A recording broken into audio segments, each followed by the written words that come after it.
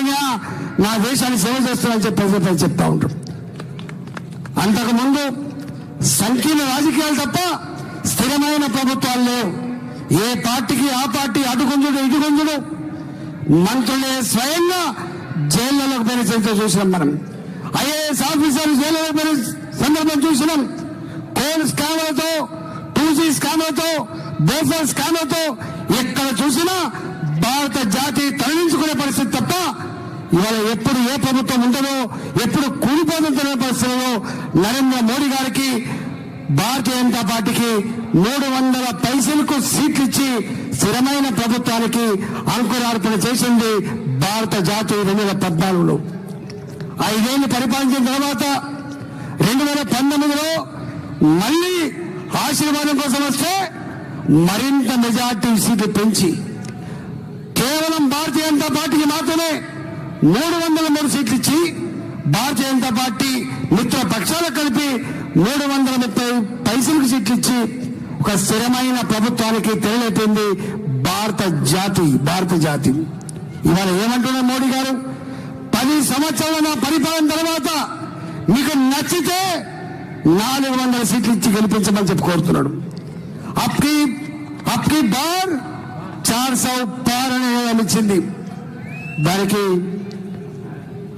దేశమంతా జేజేలు పలుకుతా ఉంది.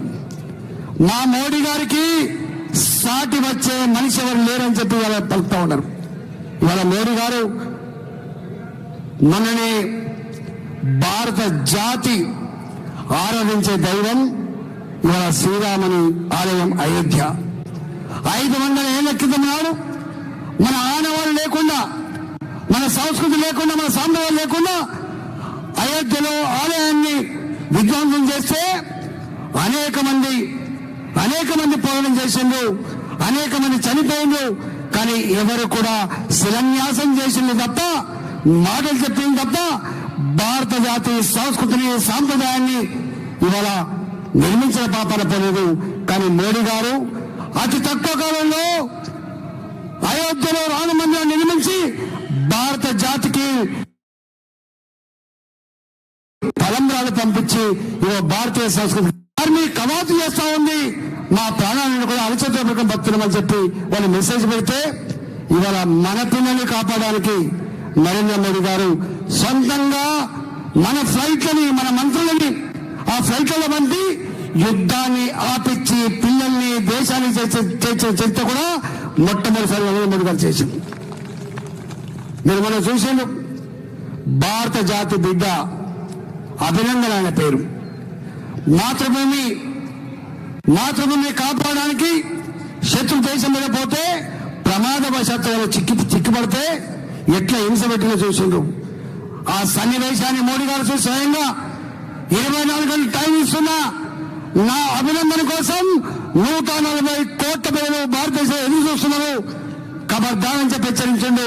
24 గంటల్లో అభినందన్ను దేశాన్ని తీసుకొచ్చి భారత వైపు కన్నెత్తి చూస్తే ఖబర్దారని చెప్పి హెచ్చరించిన నాయకుడు నరేంద్ర మోడీ గారి వల్ల. ఒకప్పుడు భారతదేశం అంటే పేద దేశం, ప్రపంచ బ్యాంకు దగ్గర మోకరిన దేశం, ప్రపంచ బ్యాంకు దగ్గర అప్పులు తీసుకున్న దేశం అని చెప్పి పేరుండేది.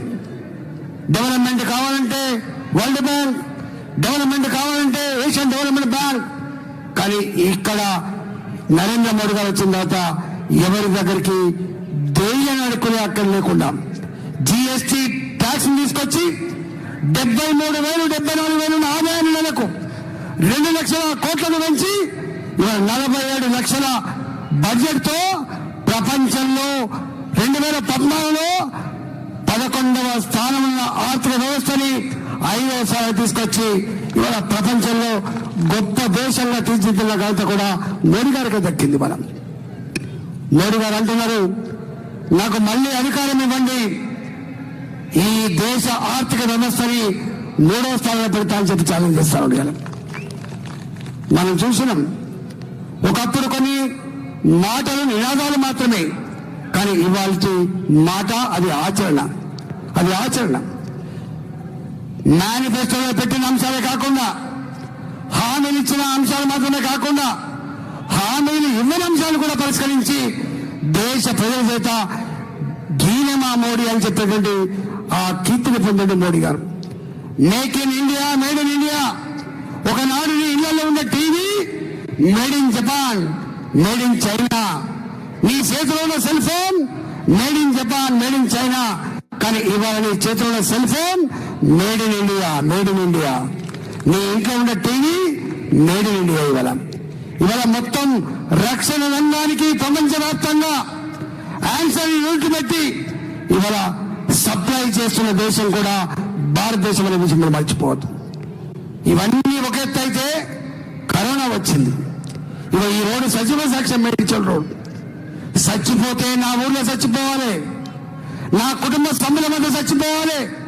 మనిషి అనేవాడు కుక్క సాగు సావద్దని చెప్పి కరోనా వచ్చినాడు వేలాది మంది ఈ రోడ్లు పడిపోతే అయ్యో పాపం అని చెప్పి నిలిచిన వాళ్ళు ఉన్నారు, అన్నం పెట్టిన వాళ్ళు ఉన్నారు, వాళ్ళ పట్ల సానుభూతి చూపిన వాళ్ళు ఉన్నారు. అలాంటి సందర్భంలో లండన్ ప్రధానమంత్రి ఏడ్చిండు, ఇరాన్ ప్రధానమంత్రి ఏడ్చిండు, ఓ దేవుడా కాపాడమని చెప్పి అనేక దేశాల అధినేతలు ఏడ్చిండు. కానీ మోడీ గారు మాత్రం కన్నీళ్లు పెట్టలే. ఒకవేళ నేను కన్నీళ్లు పెట్టి నేను కనుక తగ్గిపోతే నా దేశం ఏడుస్తని చెప్పి ధైర్యాన్ని అందించడమే కాకుండా ఆకలితో ఉన్న ప్రజానికానికి 5 కిలోలు చెప్పిన బియ్యం ఇవ్వడమే కాకుండా ఈ మమ్మాయి నుంచి వెళ్ళి ప్రజానికాన్ని కాపాడని చెప్పి హైదరాబాద్ లో స్వయంగా వ్యాక్సిన్ ఉత్పత్తి కోసం కేంద్ర ప్రభుత్వం సపోర్ట్ ఇచ్చి అతి తక్కువ కాలంలో కరోనా వ్యాక్సిన్ తయారు చేసి 2 రోజులు 3 రోజులు 140 కోట్ల ప్రజానికానికి అందించడమే కాకుండా పేద ప్రపంచ దేశాలకు కూడా వ్యాక్సిన్ ఇచ్చి కాపాడిన దేశం భారతదేశం.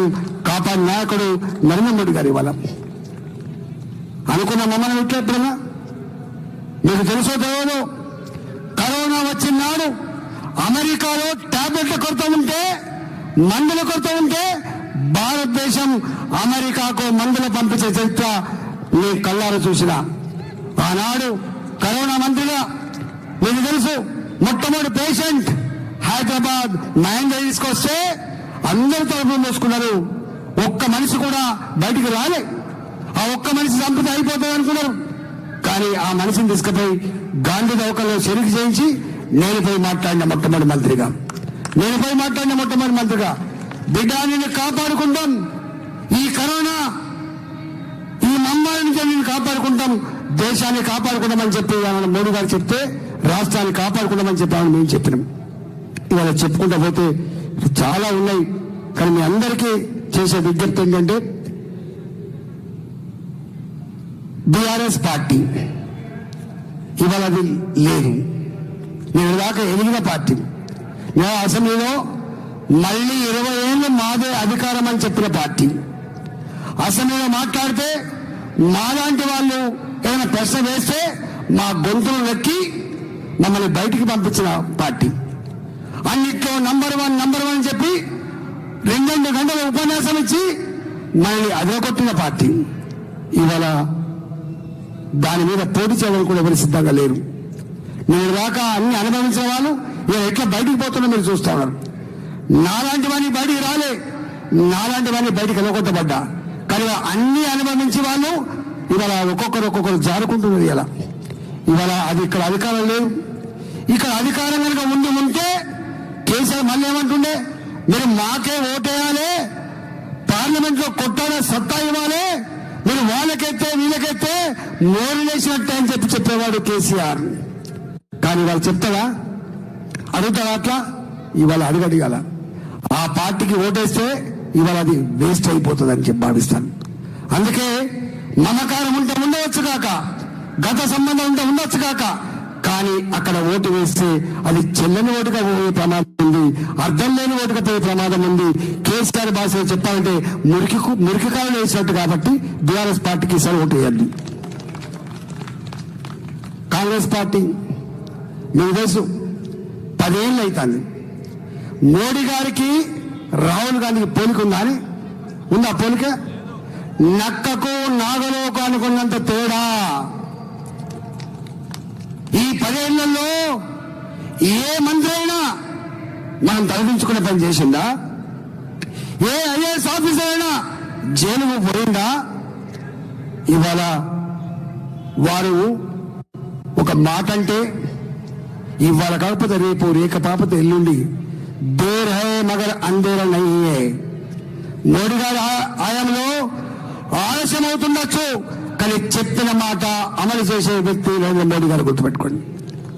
ఇవాళ కాంగ్రెస్ పార్టీ ఏమంటానైనా నేను ఇచ్చిన హామీలన్నీ అమలు కావాలంటే 17 సీట్లు గెలిపించమని కోరుతాను. ఏం చేస్తారు? 17 సీట్లు గెలిపిస్తే పార్లమెంటుకు పోతారు. ఏం చేస్తారు వీళ్ళు పార్లమెంట్కి పోయి? ఆనాడు అన్నారు రాజశేఖర రెడ్డి పట్టుమని 10 సీట్లు గెలవే కదా రాజేంద్ర అని. ఇవాళ నేను అడుగుతున్నా కాంగ్రెస్ పార్టీ ఎంతమంది చేస్తారు మీరు? అక్కడ ఎంతమంది పార్లమెంట్కి పోతారు? మీరు ఏం కొట్లాడతారు మీరు? కానీ రేపు భారతదేశంలో ప్రభుత్వాన్ని ఏర్పరిచిన నరేంద్ర మోడీ గారు రేపు అవసరమైతే మొన్న సంగారెడ్డి సభలో ప్రకటించబోయిండు, అధికార విభాగమైన బ్రహ్మాండమైన అభివృద్ధి చేయగలిగిన ఈ రాష్ట్రంలో రేపు మీరు అధికారం ఇస్తే దీనికంటే డబుల్ అభివృద్ధి చేసి చూపించే బాధ్యత నాది, నన్ను ఆశ్రయించమని చెప్పండి మోడీ గారు. ఇవాళ మనం నడుస్తున్న ఈ రోడ్డు కేంద్ర ప్రభుత్వం